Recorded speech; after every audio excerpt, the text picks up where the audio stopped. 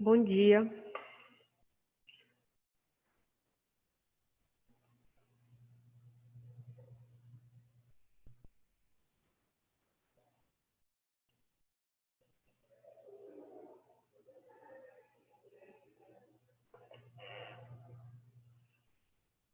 Como estamos hoje? Tudo bem com vocês?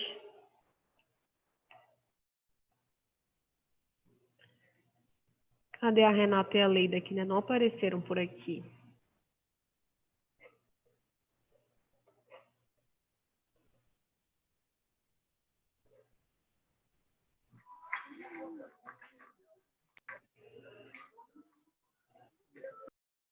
Juliana, bom dia. Brenda, bom dia.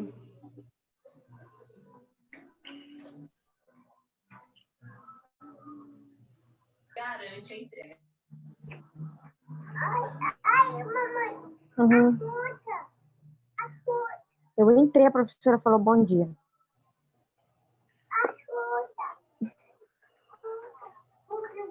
Porque ela vê quando eu entro. E eu estou escutando o que você está falando também. Mentira, né? Quê? Eu estou escutando o que tu está falando também. É outra aula, né? Sim. Diz que a professora não ficar, nem ela quer ficar o dia inteiro e a gente tem que ficar o dia inteiro. Que isso, meu Ai, Deus, que meu isso? Deus. Ai, Pois meu é. Deus, ai, meu Deus. As pessoas esquecem o áudio ligado, olha aí. O que acontece? Por isso que o Eric tira o áudio dele. Deixa eu esperar entrar mais alguém, mais algumas pessoas para a gente começar.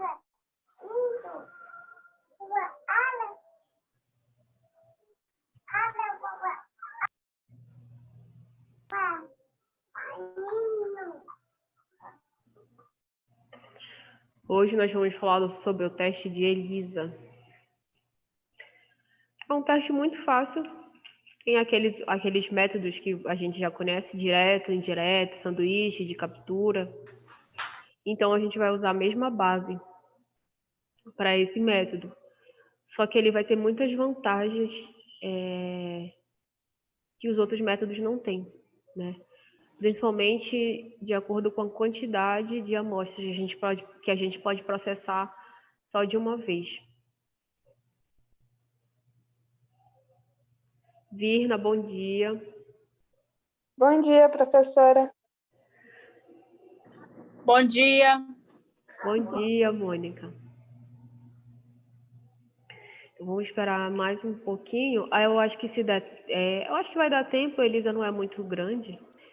A gente vai ver parte do currículo. É bom porque vocês vão estar na casa de vocês, no computador, e tem como a gente fazer passo a passo, porque é um pouco complexo. Então é melhor que cada um esteja no computador. Não é igual o curso que dava para mostrar e vocês fazendo pelo celular. O currículo Lattes é um pouco mais chatinho de fazer.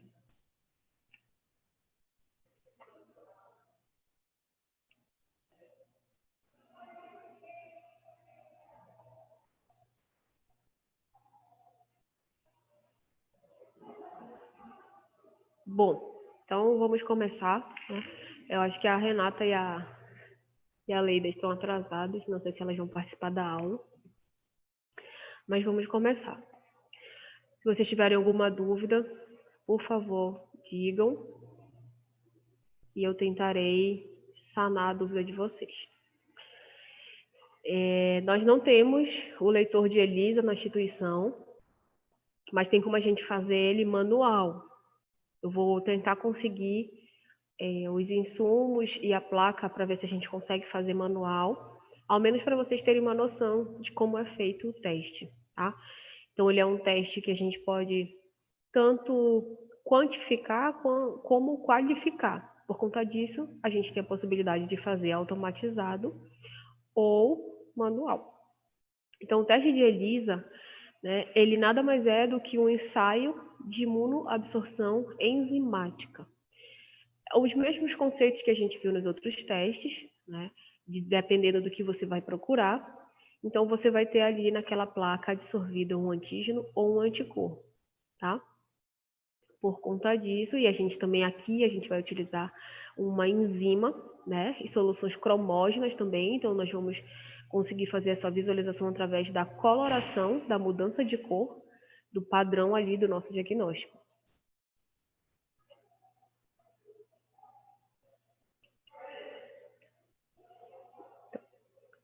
Primeiramente, o ELISA, ele foi descrito lá em 1972. Né? Ele era muito utilizado em laboratório de análises e diagnóstico.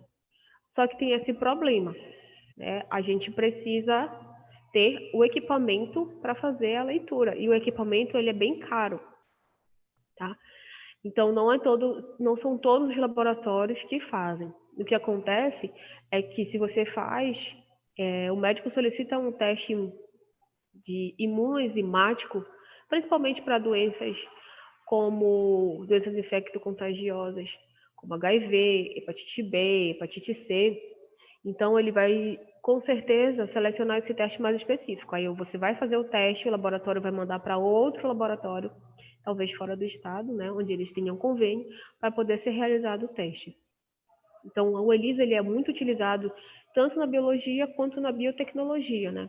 A gente pode tanto detectar quanto quantificar antígenos e anticorpos, né? Que vão estar ali presentes em uma determinada amostra, e assim como ali nos outros testes que a gente viu, que a gente não precisa de uma concentração muito alta de antígeno ou de anticorpo para a gente fazer essa detecção. Então, pequenas partículas, né, já possibilita a gente fazer essa detecção. Isso vai me dar uma vantagem que é muito importante no teste. Vocês lembram quais são as duas vantagens? Onde eu tenho, onde eu posso fazer uma detecção com pequenas quantidades de amostras. Vocês lembram aí qual é a vantagem? Eric, lembra? Virna, Juliana, Mônica. Professora? Qual é a vantagem que a gente tem quando um teste possibilita que a gente detecte pequenas concentrações de antígeno ou de anticorpo na amostra do paciente? Alta sensibilidade. Isso, então o teste é muito sensível. Muito bem. Então, todos os testes que me permitem detectar pequenas concentrações de antígeno ou de anticorpo em um determinado tipo de amostra, né, a gente já logo associa com a sensibilidade. Vocês estão ainda me vendo? Ficou tudo preto aqui a tela. Tá tudo certo aí com vocês? Sim. Tá. Vamos passar. Então, ele é um teste heterogêneo, né, onde a gente vai utilizar o antígeno anticorpo marcado com uma enzima. Lembra lá, quando a gente tem um antígeno ou um anticorpo marcado com uma enzima, vocês lembram como é que a gente chama?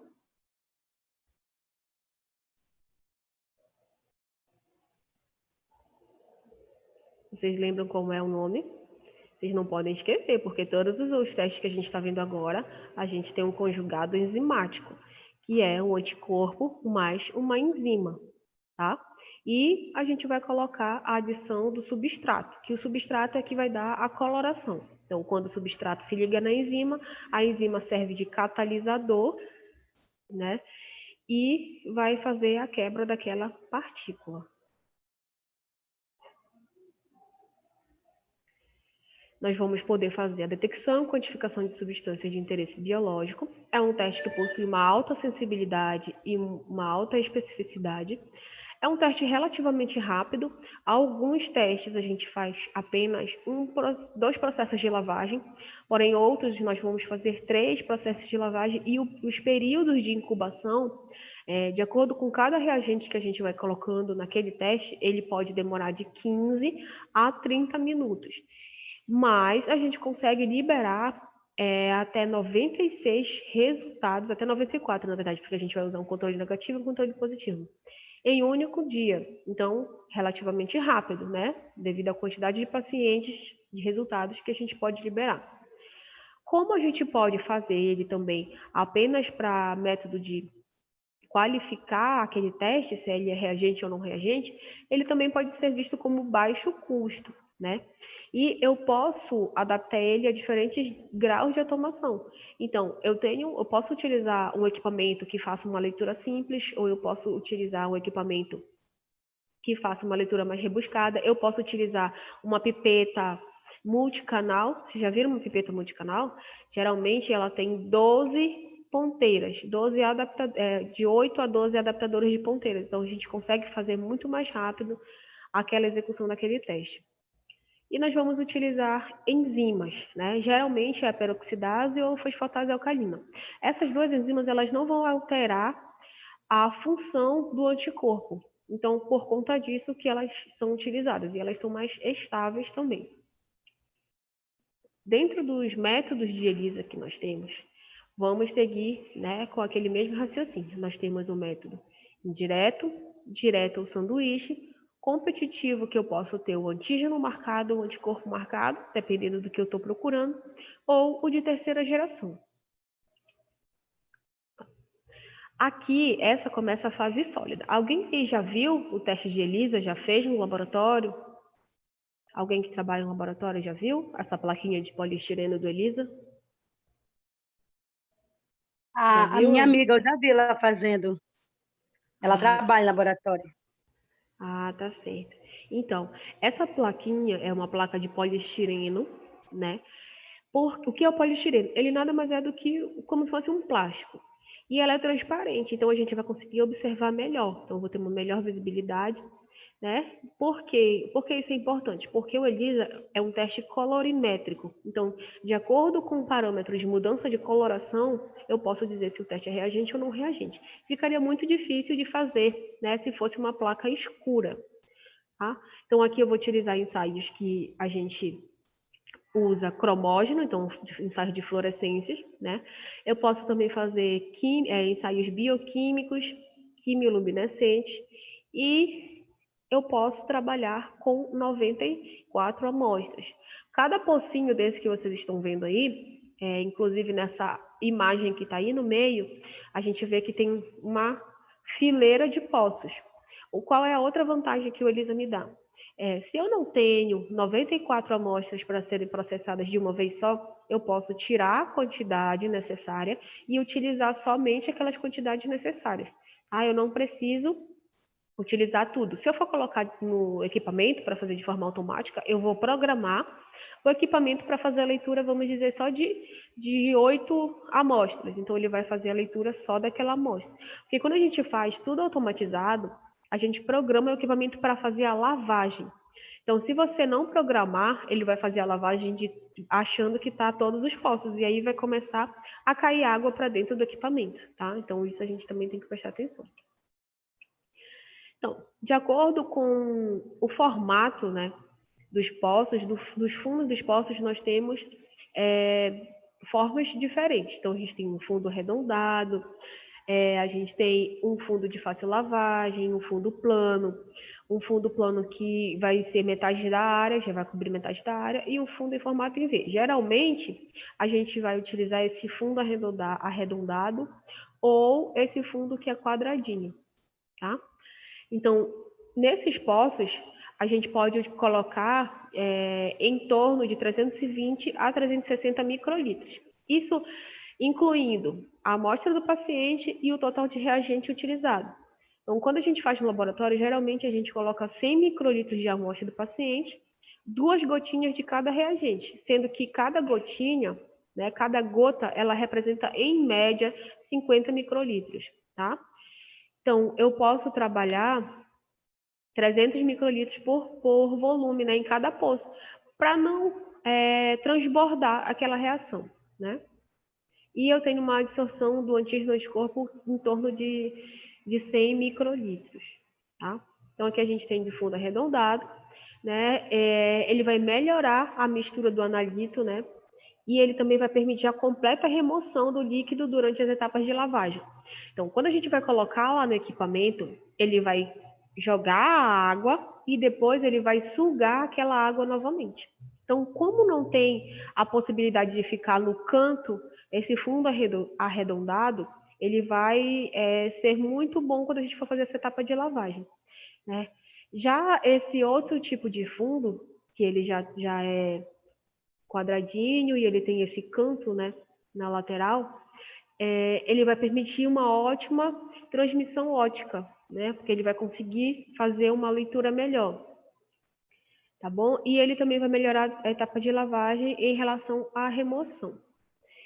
Esse fundo plano, né, que eu falei para vocês que a gente utiliza muito, então ele também vai permitir essa melhor visualização através do equipamento, né? E ele vai diminuir essa retenção de resíduos, né, ao longo das bordas.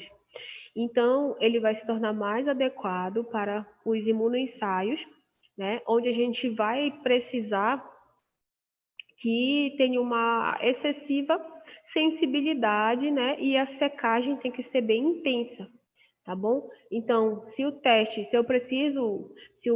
sei que a quantidade de partícula está ali no soro do paciente, daquele hormônio, ou daquela proteína, ou daquele micro-organismo, ela é pequena, né? Eu vou utilizar geralmente o de fundo plano. Vou dar um exemplo para vocês. Alguns vírus, eles podem causar sintomas diferentes. Por exemplo, o rotavírus, geralmente ele vai causar vômito e diarreia, né? Mas a gente também consegue achar partículas virais no sangue, partículas de RNA no sangue. Então, a quantidade é pequena. Se eu for fazer um teste de ELISA, eu vou optar por um fundo plano, tá? Um teste mais sensível. Esse outro tipo de fundo, ele vai permitir, né, uma melhor performance do ELISA, limitando a disponibilidade do analito na amostra, que é também igual ao outro. Se eu tiver uma pouca quantidade de analito, eu também vou sempre optar por esse tipo de fundo, tá? Aqui é só para mostrar mesmo para vocês. Não se preocupe que não vai cair isso na prova, qual o tipo de fundo de ELISA que é para qual coisa. Eu só estou mostrando para vocês. Então, esse tipo de fundo em V, ele é muito adequado para ensaios com BIDs. Eu não sei se vocês sabem o que são BIDs. É como se fosse um ímã, tá? Pequenos ímãs que vão fazer com que a partícula que nós estejamos procurando se ligue naquela BID, naquele ímã, tá bom? Ensaios de aglutinação também, né? Porque essa forma de cone ela vai facilitar a remoção do conteúdo que está ali no fundo, né, do tubinho, tá bom? No ELISA, a gente também vai utilizar uma solução que a gente chama de solução bloqueio.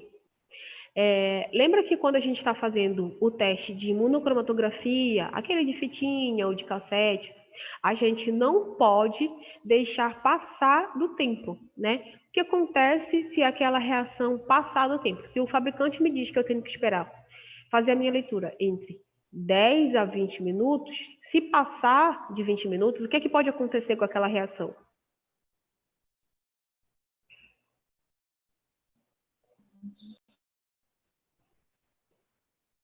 Pode alterar os resultados.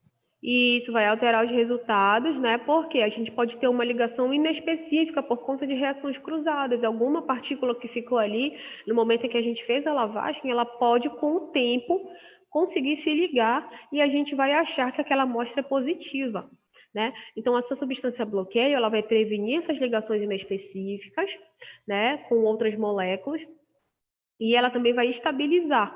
Então, a gente vai colocar para parar aquela ligação. Tudo que se ligou vai ficar ligado e o que não se ligou não vai mais ter a chance de se ligar, tá? Então, aqui é só para mostrar para vocês no que vai consistir essa solução. Então, a gente pode fazer o preparo dessa solução manual, né? Que a gente vai preparar com 5% de leite em pó desnatado, com TBS a uma vez, ou PBS, que são tampões, né? A gente pode utilizar soro de albumina bovino. A gente tem que utilizar a amostra desprovida de biotina, já que se a gente for fazer, né, essa solução de forma manual, utilizando o soro, porque nós temos a biotina no soro. E qual é a principal função da biotina e da avidina? Vocês lembram? O que tem a ver a biotina com a avidina?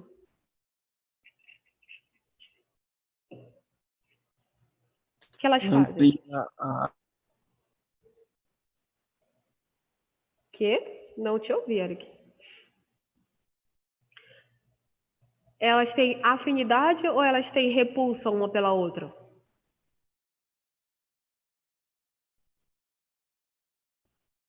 O que é? A avidina e a biotina, elas têm afinidade, uma molécula pela outra, ou elas têm repulsa?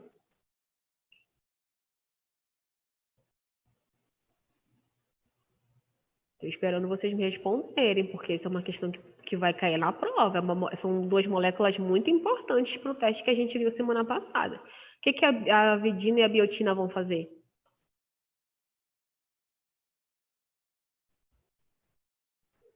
Elas vão se ligar, Vão se professora. ligar, professora, Isso. as moléculas das outras para encontrar Isso. só numa. Elas vão se ligar, então elas têm uma alta afinidade, né? Uhum. E uma molécula de biotina e avidina, elas conseguem atrair até 150 partículas de anticorpos. Então, se eu for utilizar algum produto que tenha uma biotina endógena, o meu resultado final pode também ser alterado, tá? Bom, aqui outros tipos de solução nas concentrações que a gente vai utilizar. Mas por que a gente não Professora? tem... Oi. Esse teste aí, ele é bem parecido com aquele teste também da hepatite. Ele é parecido com o teste de hepatite, a gente pode fazer, mas geralmente, quando é que a gente vai Da fazer o biotina, que ELISA? se liga ao reagente, ou Isso, não? Esse da ELISA. Ele é parecido com... Senhora, tá muito ruim a minha internet, eu estou querendo fazer pergunta. Ele é parecido com o teste que a gente viu, na última aula. Mas eu estou te ouvindo, Leida, estou te ouvindo. Ele é parecido com o teste que a gente viu na última aula. Deus, onde a gente vai ter a biotina amado, e a avidina. Que internet é essa que hoje está?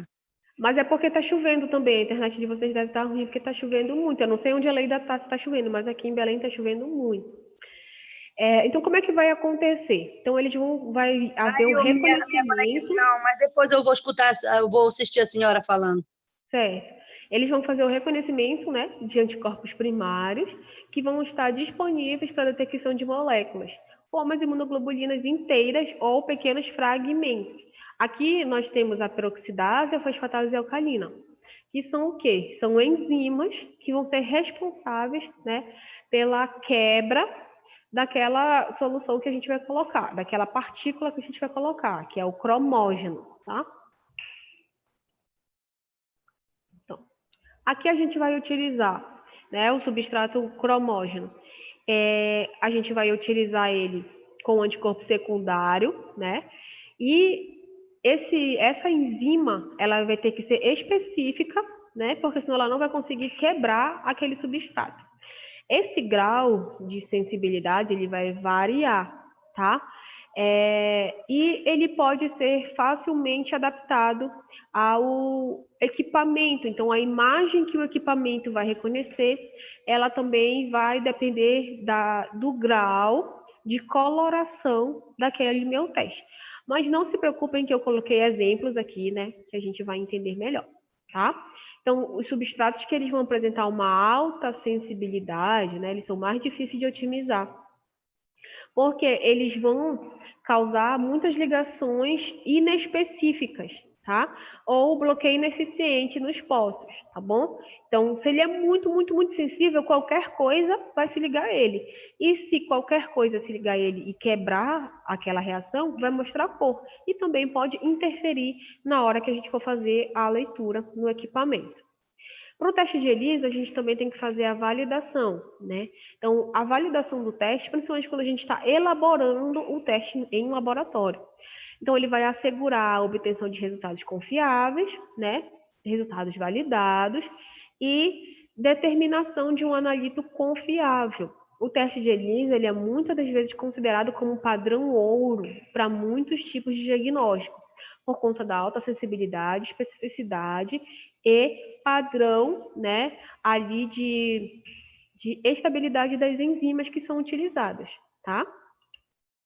Então, quais são os principais parâmetros? A gente tem a linearidade, que vai ser referente à capacidade do método de assegurar, né, de gerar resultados proporcionais à concentração do analito.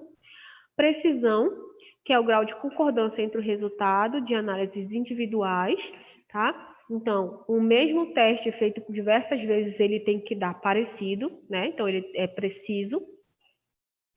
A gente também vai ter um limite de quantificação. Então, o limite de quantificação, ele está relacionado àquela menor, né, concentração do analito e a capacidade do teste de reconhecer, mesmo que seja pequenas quantidades de analito.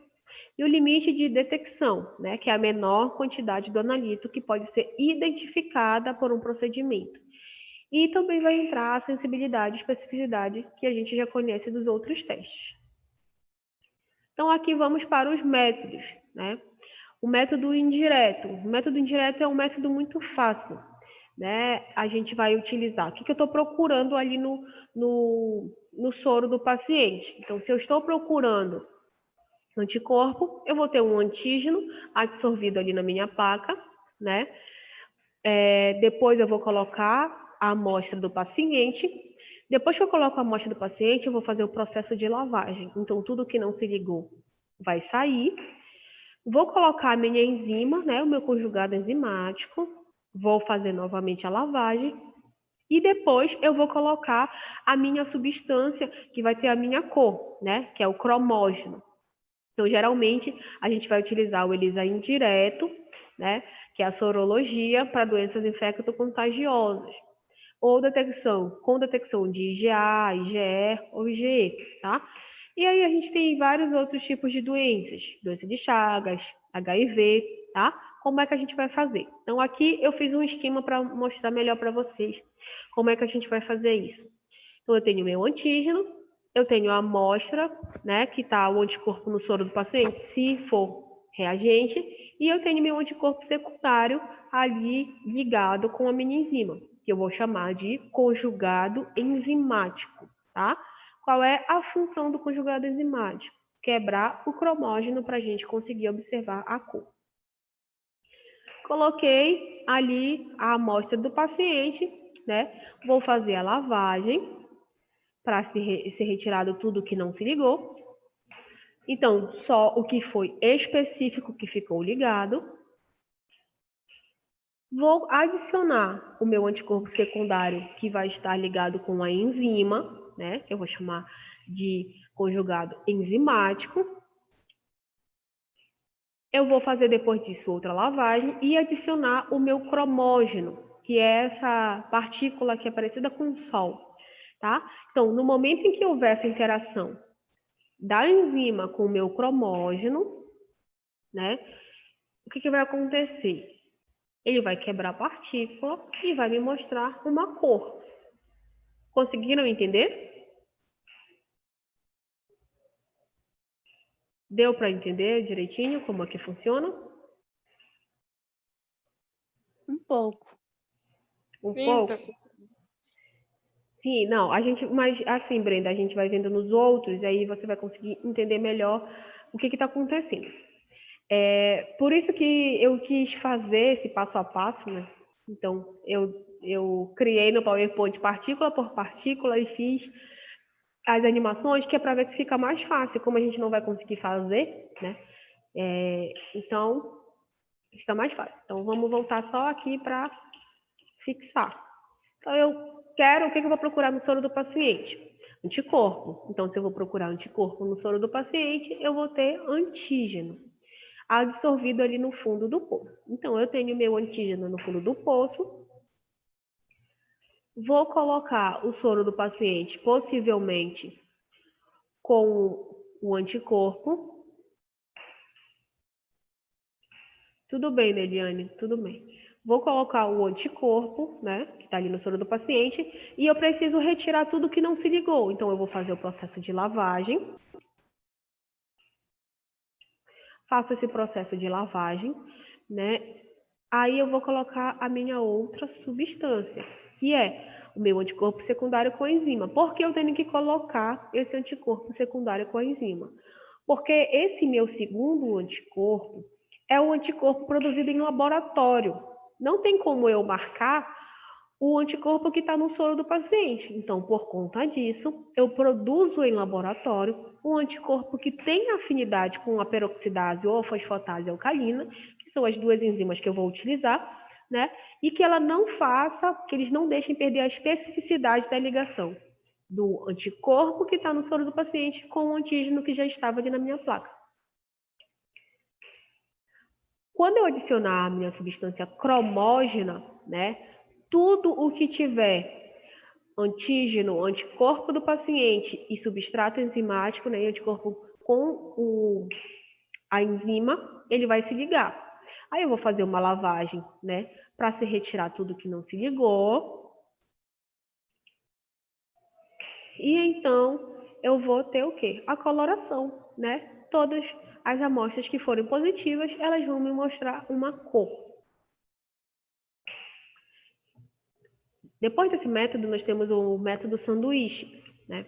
O método sanduíche é aquele mesmo princípio que a gente já viu. Então, eu vou ter um anticorpo de captura específico para o alvo, né? Que eu vou procurar. Então, se eu tenho anticorpo, eu estou procurando o antígeno. Vou adicionar a amostra, né? Eu vou esperar essa ligação, né, do meu anticorpo com o antígeno que está na amostra do paciente. Vou colocar um segundo anticorpo marcado com a enzima, que vai ter uma alta sensibilidade e ela vai me mostrar, né, uma amplificação do sinal. Eu vou conseguir observar. Então, no sanduíche, o que vai acontecer é isso que a gente está vendo aí na imagem. Eu tenho um anticorpo de captura, né? Então, ele vai capturar o antígeno que vai estar presente no soro do paciente. Vou adicionar o meu segundo anticorpo.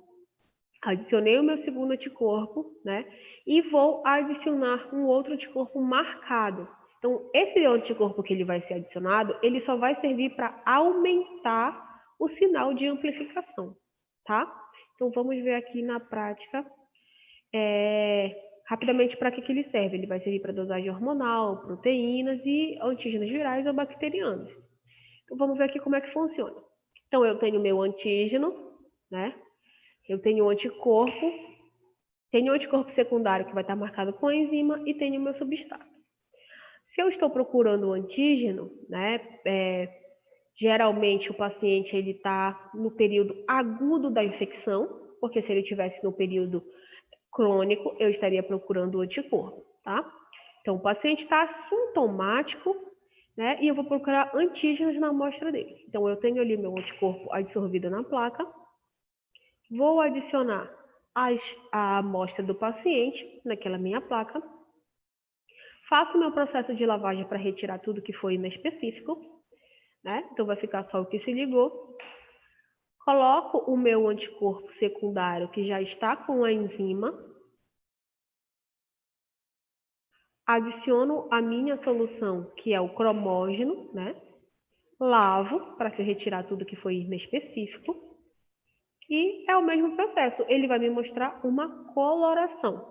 Amostra de reagente vai mostrar uma coloração, dependendo do kit que a gente vai utilizar. Ele pode utilizar uma coloração alaranjada, ou azul, ou até mesmo um roxo, diferentezinho, tá? Então, é o mesmo processo. ELISA de competição. Então, a gente já sabe o que vai acontecer. Todo o método de diagnóstico de competição ele é diretamente proporcional ou inversamente proporcional à coloração que eu vou observar. O que vocês acham? Vocês lembram aí que a gente falou sobre isso? Se eu tenho partículas marcadas no meu kit que vão competir com as partículas não marcadas do soro do paciente ou da amostra de fezes do paciente, aquele meu resultado, quanto mais cor eu tiver, ele vai ser positivo ou ele vai ser negativo. Então, ele vai ser diretamente proporcional ou inversamente proporcional à quantidade de cor que o teste vai estar mostrando. O que vocês acham? Diretamente proporcional ou inversamente proporcional. Vocês entendem quando eu falo diretamente proporcional e inversamente proporcional, eu só quero entender se vocês estão entendendo a minha pergunta. Eu não quero nem saber se vocês sabem a resposta, mas vocês estão entendendo o que eu estou perguntando?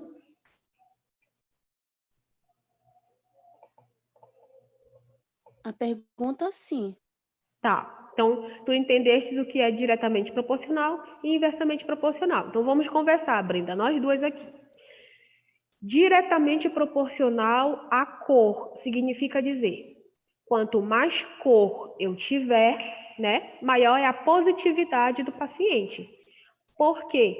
Porque só vai se ligar, né, ali não vai ter competição nenhuma, só vai se ligar quando tiver muito partícula na amostra do paciente. Então, isso é diretamente proporcional. Mais cor em outro tipo de teste, o paciente está positivo. Quando é inversamente proporcional? Se o que está marcado é o antígeno que está no kit e o do soro do paciente não, e eles vão competir pelo lugar ali no anticorpo, né? Eles estão competindo. Então, se eu tiver muita cor, o paciente ele está positivo ou negativo? O que tu acha, Brenda? Lembra que a partícula do paciente não está marcada. E se eu tiver muita cor, aquele paciente positivo ou negativo? O que tu acha, Brenda?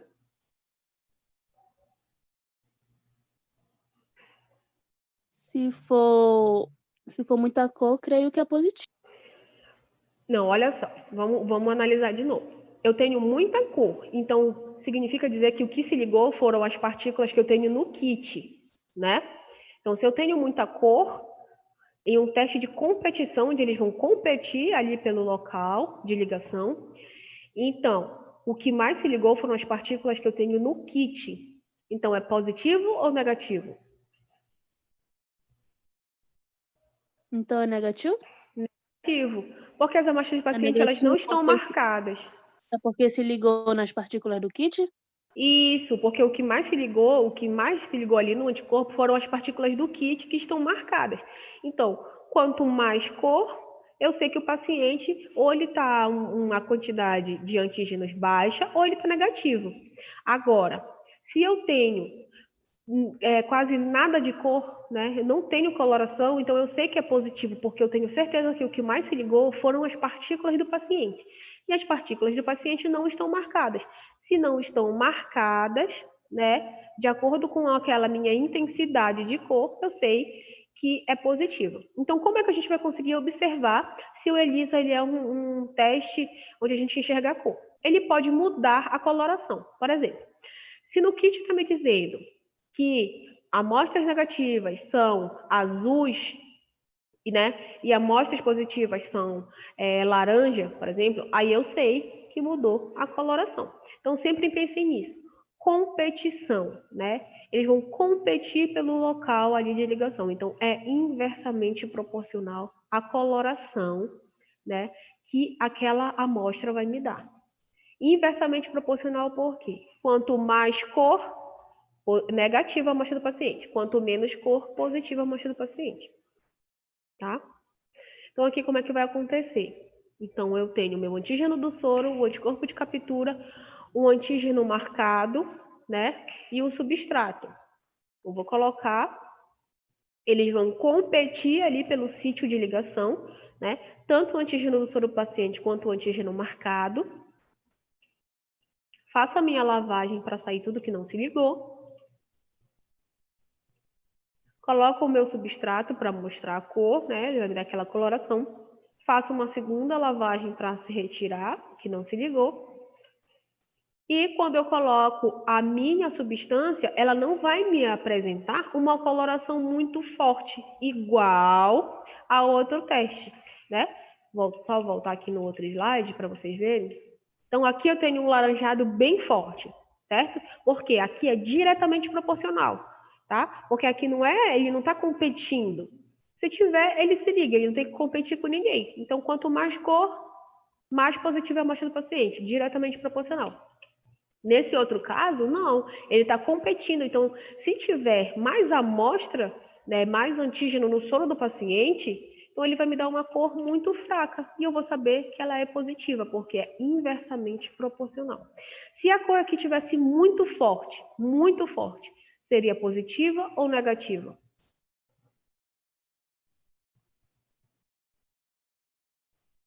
Negativo. Negativo, isso mesmo, seria negativo. Por quê? Porque ia ter mais partículas marcadas se ligando àquele mesmo anticorpo, tá?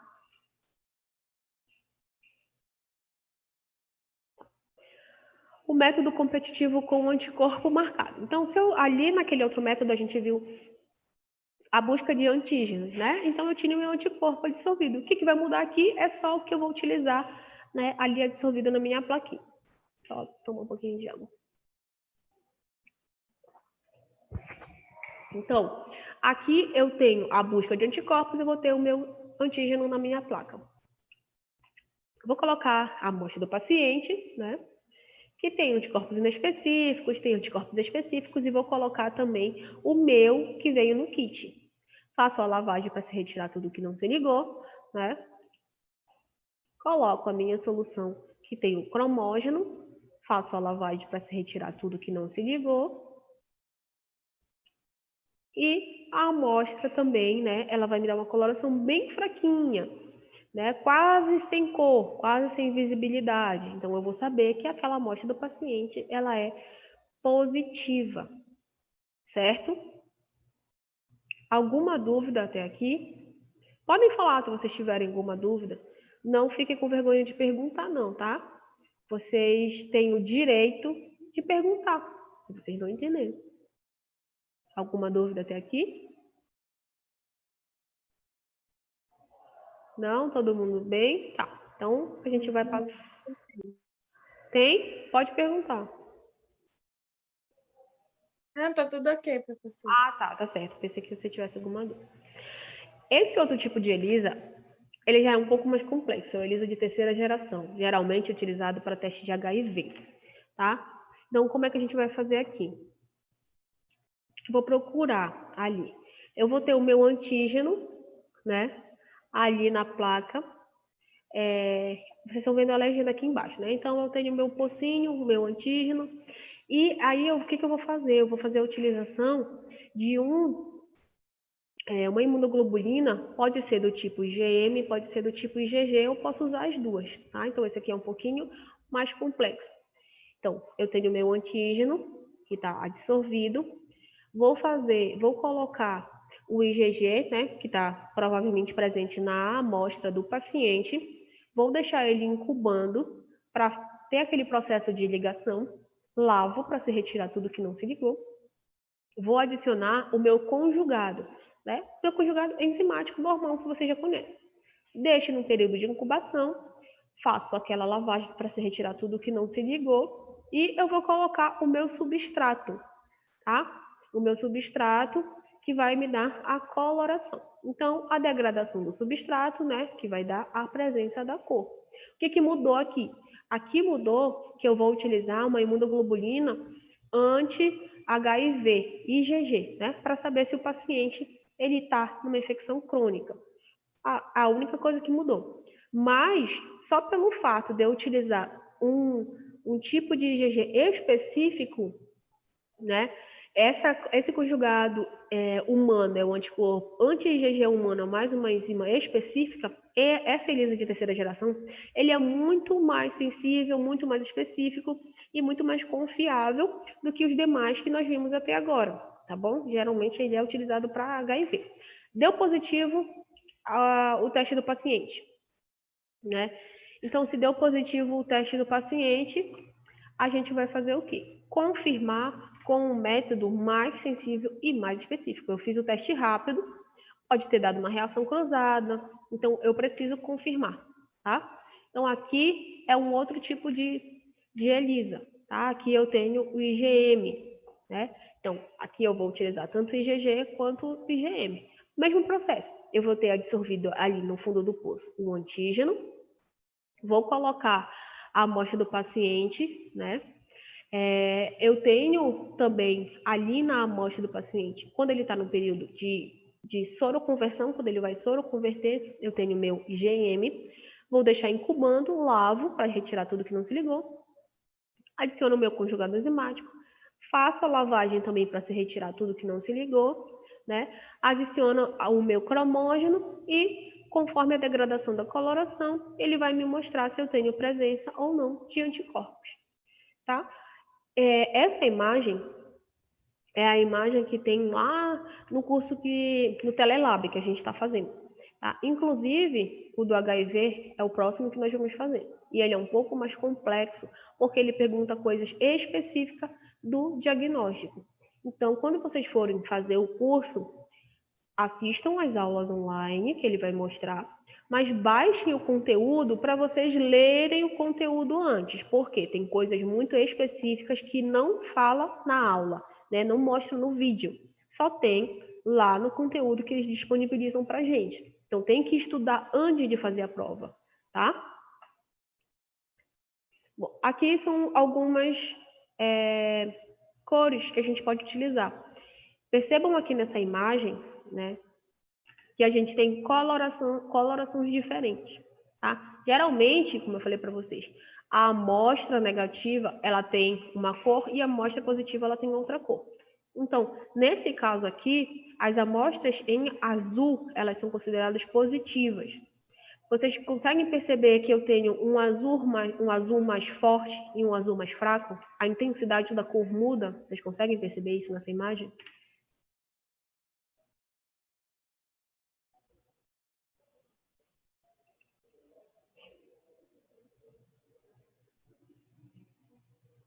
Conseguem perceber isso na imagem? Que a gente tem uma coloração mais intensa e a outra menos intensa? Sim. Então, isso Sim. pode explicar. O que você acha que isso pode me dizer? Onde eu tenho um paciente com uma amostra azul bem forte e eu tenho um paciente com uma amostra azul clara. O que você acha que pode estar acontecendo?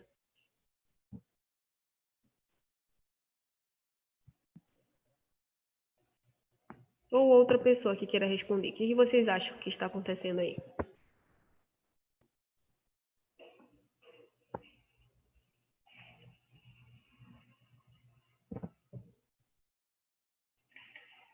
Chutem alguma coisa. O que você acha, Brenda? Que são amostras positivas e amostras negativas. Certo, mas por que tu achas que tá uma mais azul do que a outra? O que pode estar relacionado aí?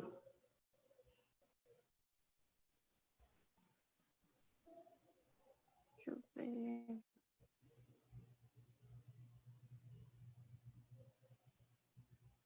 Tu achas que na amostra que está um azul mais intenso, o paciente pode estar com uma maior carga viral, por exemplo? E num paciente que tenha menor carga viral, a coloração ela vai ser menor? Pode acontecer isso?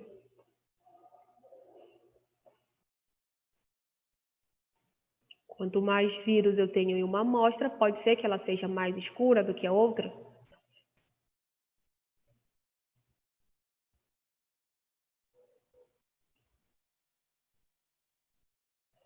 Se a enzima se ligar ao soro do paciente, creio que sim.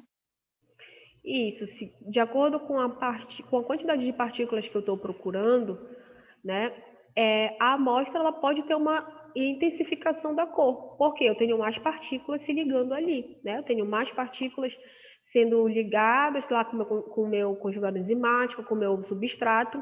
Então, nesse caso aí, essas amostras que estão em azul, eu posso quantificar elas. Quando eu for quantificar elas, a carga viral vai estar muito mais alta do que essas que estão azul mais claro, tá? Então, a gente já tem uma diferença ali que o ELISA ele te dá a possibilidade de quantificar, né, a partícula que tu estás procurando. Tá? Esse é um outro tipo, tá, de ELISA, uma outra tipo de coloração, na verdade, como marcador. E as doenças que a gente pode utilizar, né? Dentre esses que eu coloquei aqui, a gente pode utilizar para... Geralmente, a ELISA é muito utilizada como padrão ouro para diversas arboviroses, rotavírus, adenovírus, HIV, né? Então, o ELISA é padrão ouro para diversas doenças, tá? A gente pode liberar um resultado confiável, rápido e muito específico, né? De 94 pacientes com apenas a realização de um teste, tá? Então, essa é uma grande vantagem. Eu não vou ter que fazer amostra por amostra. Posso fazer 94 amostras por vez, tá? Vocês têm alguma dúvida? Querem perguntar alguma coisa?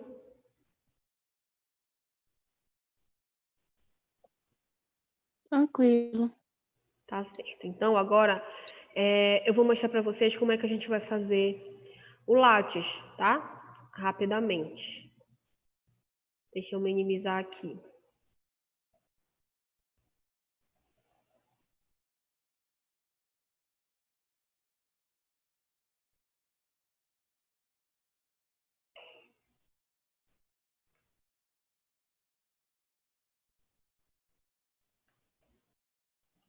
Vocês estão vendo a tela que eu estou vendo ou não?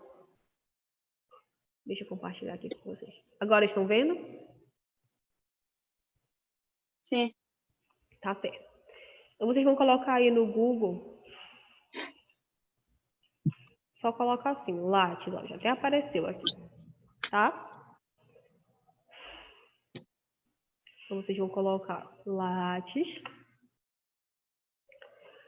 Ai, já está desatualizada essa data e a hora. Deixa eu atualizar aqui.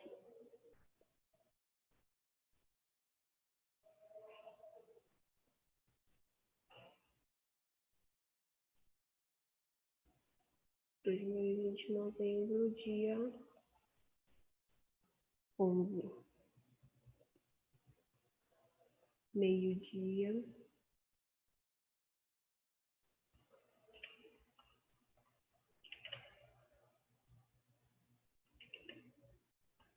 Nossa, não fica. 12.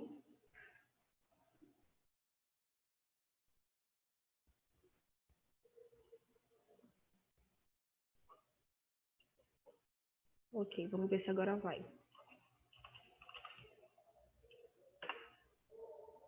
Não, não vai, gente. Infelizmente. Eu vou tentar fazer terça. Eu não queria fazer na terça, porque eu queria que todo mundo participasse, né? Por isso que eu não queria fazer na terça-feira. E tem muita gente que não vai participar, porque não vai estar aqui. E a gente não vai fazer online. Mas vamos ver. Se o site funcionar, né, do Telelab, eu quero que a gente faça o teste de HIV. Ó, aqui abriu. Estão conseguindo ver? Sim, professora. Sim, professor. Tá. Então, já fica para a próxima aula, eu quero que a gente faça o curso de HIV, tá bom?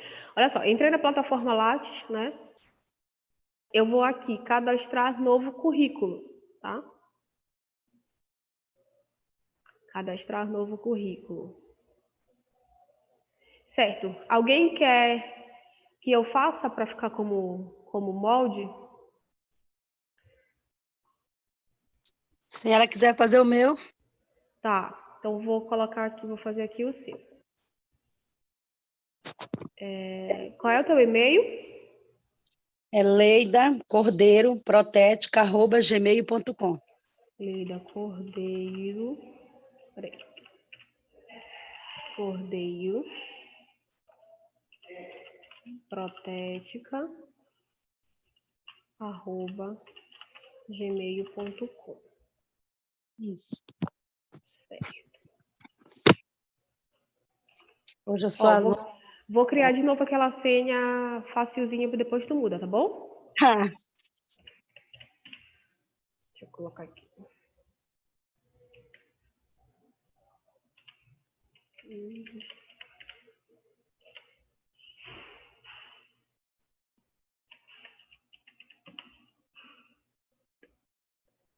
Então, eu coloquei de 1 a 6. Vamos ver se passa. Vou colocar aqui essa identificação. Deixa eu colocar aqui do lado. Vamos ver se vai funcionar. Ó, aí vai me dar essa página aqui, tá? Essa página aqui, quando eu chegar nessa página, ele vai pedir para eu colocar os meus dados pessoais. Leida, tu pode, por favor, colocar aí no bate-papo o teu nome completo, CPF, identidade, que eu vou copiar de lá para cá, tá? Enquanto eu vou explicando para eles. Órgão Tá. emissor da identidade, tudo isso, por favor. Um bate-papo, tá, já vai. Tá. Então, aqui ele vai pedir primeiro o nome, né? O sobrenome, data de nascimento, país de nascimento, sexo, cor ou raça, número do CPF, identidade, órgão emissor, unidade de federação, né? Se tiver número do passaporte, né? Data de validade, data de emissão também. Primeiro nome do pai, né? Sobrenome, primeiro nome da mãe, sobrenome. Então, tudo isso aqui, ele vai pedir pra gente. E aí ele vai falar aqui embaixo, ó, nome social, que é para te dizer, né, se tu tens um outro nome. Então, de acordo com o decreto, ele vai falar, né, o usuário travesti ou transexual poderá optar apenas pela exibição do nome social nas buscas do currículo Lattes. Então, o currículo Lattes, ele é a tua identificação no meio científico. Então, todo mundo, todo o empregador, né, que você for entregar o seu currículo, ele vai procurar o teu currículo Lattes para saber o que tu tens nele. Então, como vocês ainda estão no quarto semestre, ainda tem um bom tempo para vocês fazerem diversos cursos, né, participarem de palestras e vocês vão colocando no currículo de vocês. É muito importante sempre estar atualizado. Nem que vocês façam um curso lá a cada semestre, né? Mas é importante que vocês tenham cursos daquele ano, né? Porque um profissional atualizado, todo mundo quer ele, né? Um profissional desatualizado fica mais difícil, tá? E principalmente dentro da sua área, né? Deixa eu olhar aqui.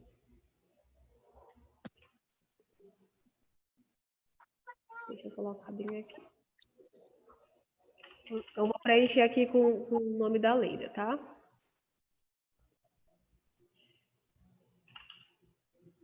Deixa eu colocar aqui, Leida Maria. Leida Maria Melo Cordeiro, né? Data de nascimento.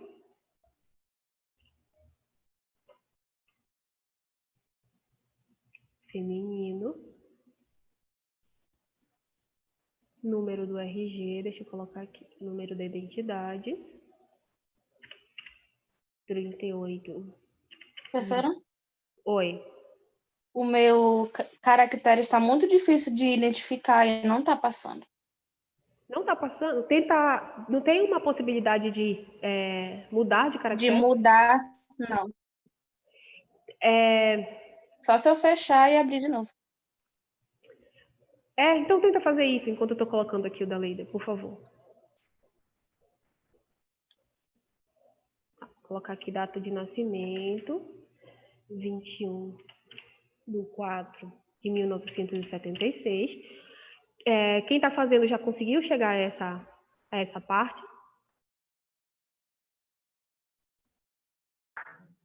Sim. Tá. Número do teu CPF, Leida, por favor.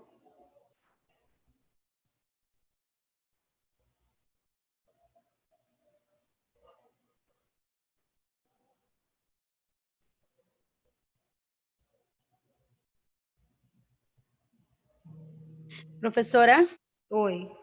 hoje eu estou sem internet, eu estou sendo roteada para me Não, estar com a senhora. pode falar. Então pode falar o número do teu CPF, por favor. 48 481 97 502 25. 502 25. Então, eu vou emissor da tentar. tua identidade.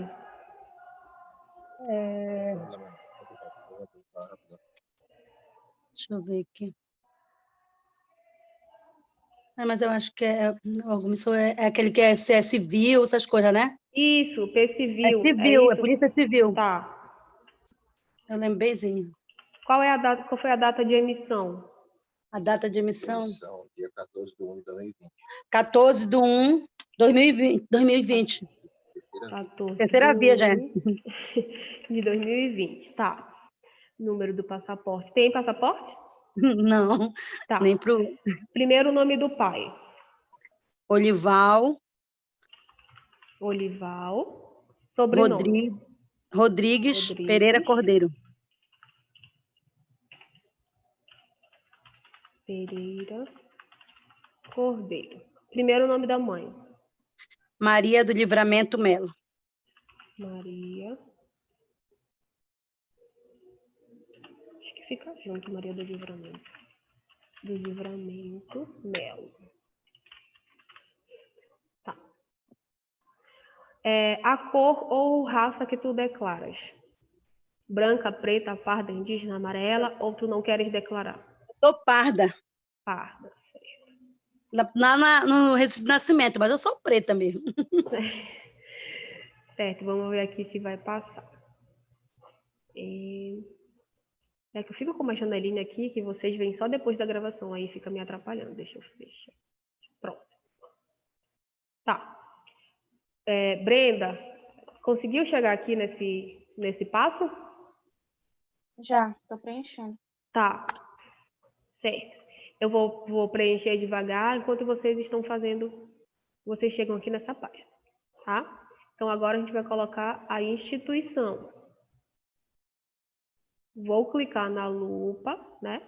É o contato profissional. Ah, tá. Tá. E o que ele falou? É só para a gente colocar se for um contato profissional. Então, vamos passar aqui. Vou colocar aqui. País. CEP. Tu sabes o teu CEP de cabeça, Leida?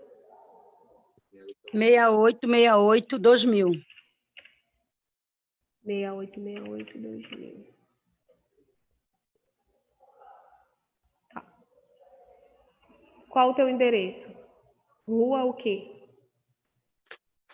Avenida Saboruxiba. Sabor é separado ou é junto? Não, é junto, é uma palavra junto, é com SHI. BA. Peraí. Saboruxiba. SHIVA. É assim? Isso. Saboruxiba, quilômetro 1, ramal Mariquita. Tem um U depois do R de sabor, o Shiba. Tem o Tá. Saboru. Tá. Bairro. É Novo Horizonte, Quatro Bocas. Novo Horizonte. Já apareceu aqui, Tomé Açu, telefone. Aqui, 91, né? Tá. Aí 991 58 9318. 9318. Tem um telefone fixo ou não? Não tenho. Tá, Eu então só eu vou tenho, colocar só aqui celular.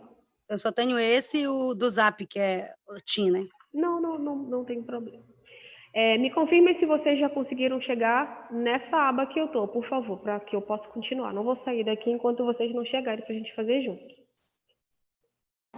Ok, professora. Tá? Brenda, tudo certo? Sim, tô preenchendo. Virna, Mônica. Eu tô atrás do meu número, professora, que eu não lembro ele de cabeça. O número da identidade, CPF? Não, do telefone mesmo. O número do telefone. Meu pai amado, Virna. Como assim? Esse Olha no negócio grupo. de Então. agenda Esse Alguém negócio de olha- agenda de celular, Alguém olha no grupo aí o número da Virna e fala para ela, por eu favor? já peguei aqui, obrigada. Ah, tá certo. Igualzinho a mim. Ayla, Manuel, vocês estão conseguindo fazer? Camila, Mônica,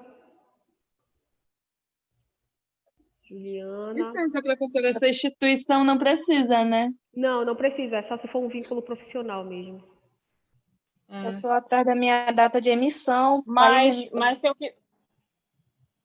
Fala. eu quiser fazer, você preenche aí na hora? Não, se tu não quiser fazer agora, depois tu olha o vídeo e faz. Mas o interessante é que a gente faça agora, porque o currículo Lattes que a gente está fazendo dá muito problema, então a gente consegue ver logo o que vai acontecer. Eu e o Eric, a gente passou muito tempo para conseguir fazer o dele, quando ele fez o curso comigo. E quase a gente não consegue fazer. Então, o currículo Lattes é bom a gente fazer assim mesmo, sabe? Passo a passo, tudo mais. Junto com alguém para ser mais fácil. Eu só não sei meu órgão emissor. Tô Tu tiraste em atrás. Belém? Foi em Então, Belém. geralmente é Polícia Civil. Aí você coloca P Civil.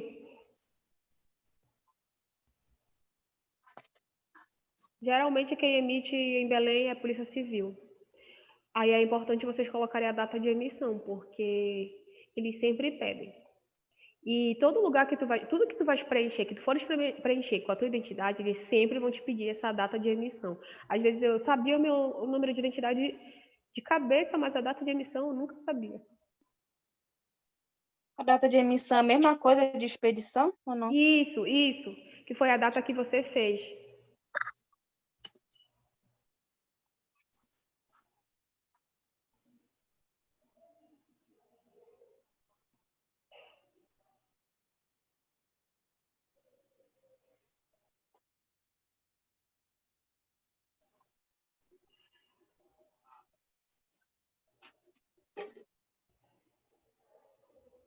Quando vocês chegarem nessa página, aí vocês me avisam pra gente. Será que passa sem o número de passaporte?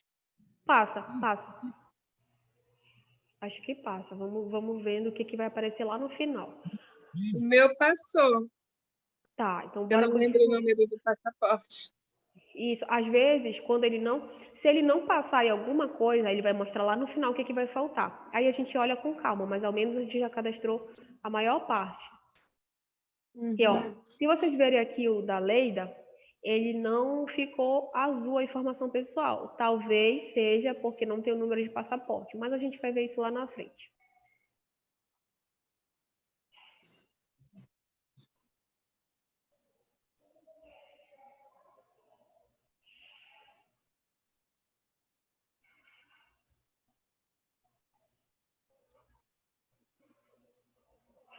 Tá? Então, eu vou passar para a próxima aqui. Aí vocês vão colocar o endereço residencial de vocês, né? Com tudo direitinho e o número de celular. Então tá, vamos ver aqui. Formação acadêmica. Formação acadêmica concluída, tá? Então, a gente ainda está com a graduação em andamento. Então, nós vamos colocar ensino médio, tá bom? Ensino médio.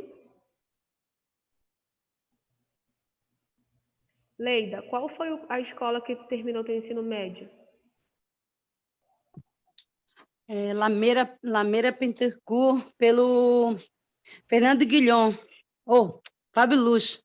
Fábio Luz, em Tomiaçu. Tá. Deixa eu ver aqui. Talvez o endereço vai mostrar Castanhal, porque a Lameira Pentecourt, na época, era o Castanhal que registrava, né? Deixa eu olhar aqui, ele está dizendo que, ele está dizendo que não foi encontrado. O nome da escola é Fábio Luz, né? É, Fábio Luz. Tá. Aí o que Escola acontece? Ele diz Estadual, assim, Doutor caso Fábio sua Luz. instituição não esteja na lista, deixa eu ver se eu colocar tudo. A gente pode criar, peraí.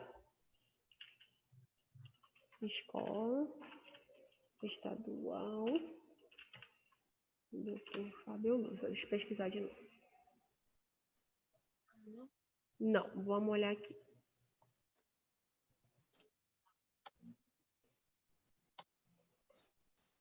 Então, eu vou cadastrar aqui o nome da escola.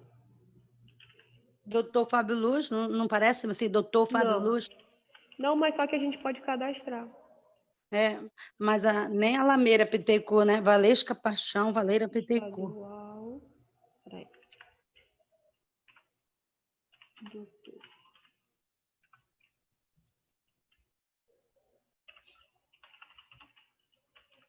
Fábio Luz. sigla. Vou colocar uma sigla aqui. ENF.L. País. Brasil. Confirmar. Tá carregando agora. Pronto. Ele colocou aqui. Ele criou para mim, tá?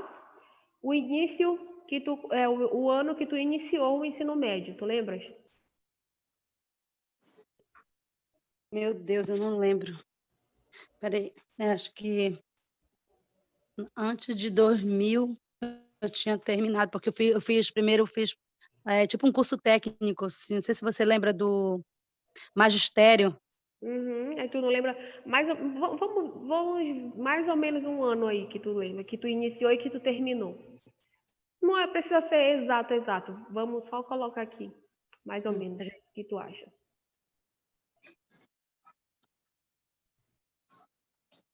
Acho que 1997, 98. 1997. Aí Foi 4 termina anos. 97, 98, 99, 2000, 2001. Vou colocar aqui. Foram 4 anos de estudo, eu lembro bemzinho. Aí vem aqui, formação acadêmica em andamento. Aí nós vamos colocar graduação. Quando a gente colocar a graduação, ele vai pedir para a gente colocar o nome da instituição. E aí vai ser o mesmo processo. Eu vou colocar a sigla da instituição. ESA+. Vamos pesquisar. E ele mostrou, vendo? Tem aqui a instituição. Então, eu vou clicar no nome da instituição. O ano que tu iniciou, Leida, aqui. Aí, Uhum. é para 2 anos agora, né? Eu comecei com essa turma de 2018? 2019, né? 2019? Porque eu vou para 2 anos com eles, né? Mas porque o ano que eu iniciei mesmo, do curso geral ou é só do ano que eu estou aí? É, quando você iniciou na instituição. O início da Não, é graduação. 2019 mesmo aí. Tá, 2019. Curso. Agora eu vou clicar aqui para cadastrar um curso, tá? Vou colocar aqui. Geralmente nunca aparece biomedicina. Biomedicina. Área. Professora, não tem problema não, porque assim, eu iniciei numa, né? E estou na outra já, né? Não, não tem problema. Ah, tá. Deixa eu ver aqui. Ciências da saúde.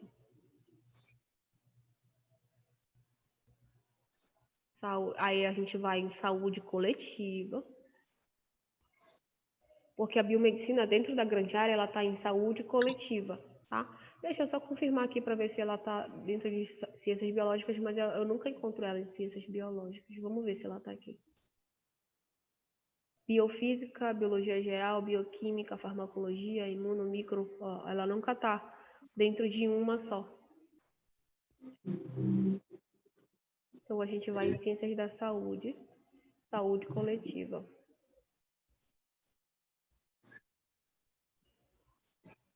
Vou cadastrar uma sub-área aqui. Biomedicina.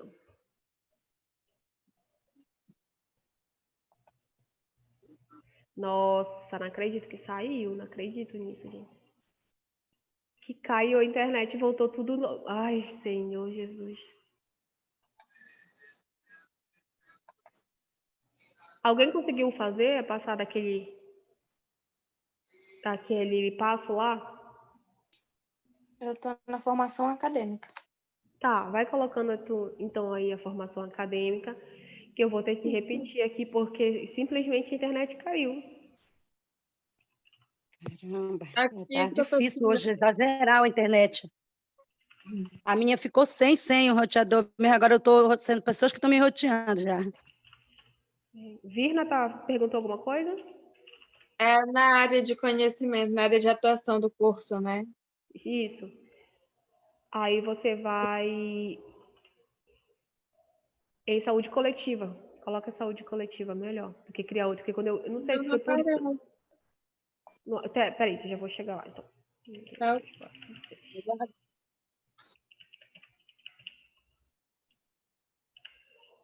Quiz.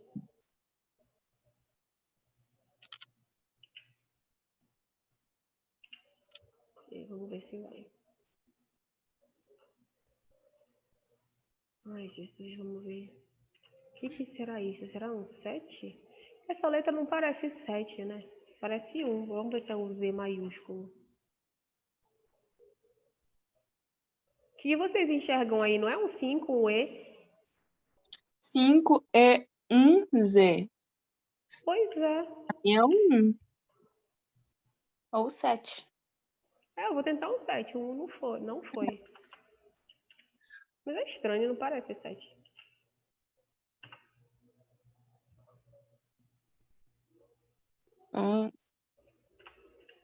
Olha, tá difícil hoje, gente.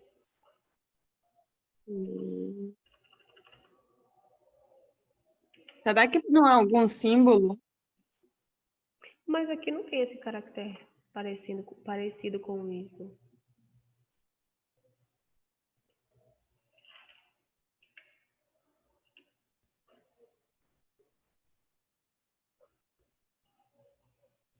Eu vou só copiar o e-mail da Leida e vou atualizar a página. Deixa eu atualizar aqui.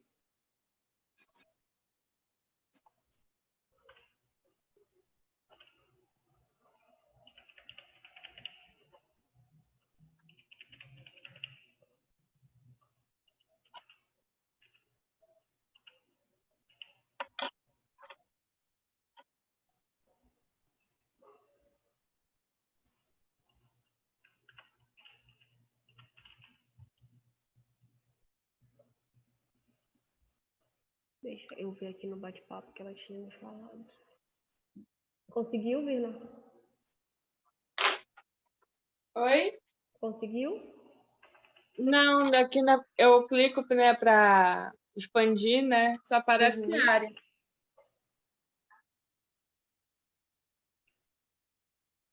Leida Maria Melo Cordeiro. 21/4/1976.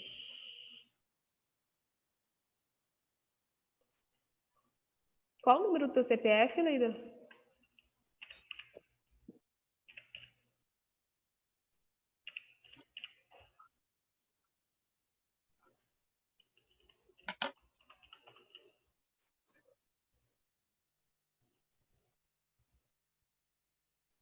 Leida, tá me ouvindo?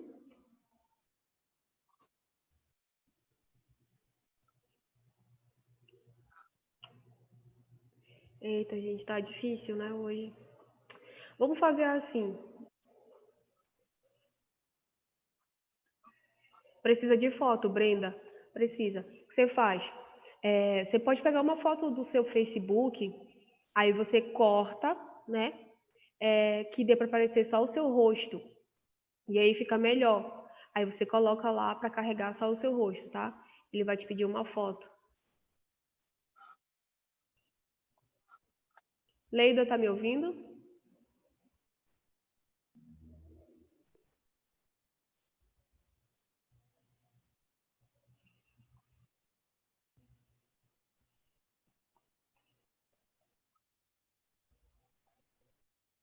Tanto da emissão. Eu acho que a internet dela caiu.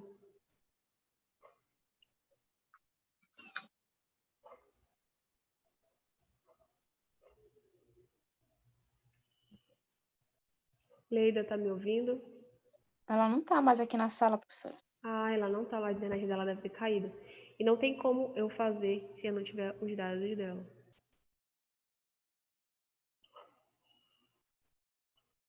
Então vamos fazer assim.